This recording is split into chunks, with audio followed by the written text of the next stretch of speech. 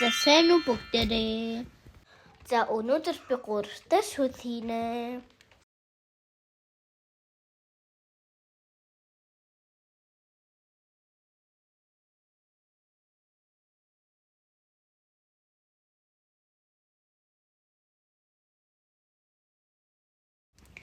За би мах 3 сонгоно бичсэн.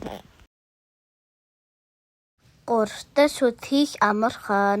Миний өвөө эмээ идэх дуртай.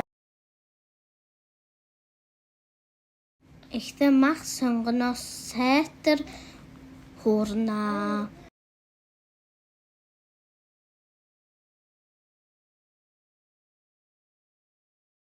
Одоо давс перцээр амтнаа.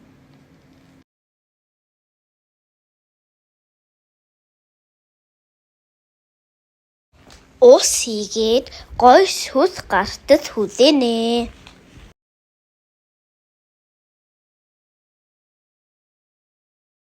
Бэлдсэн 3 хийцгээе.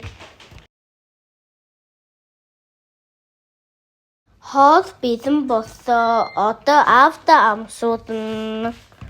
Баяртай. Дараагийн бичлэгтэр уулзъя.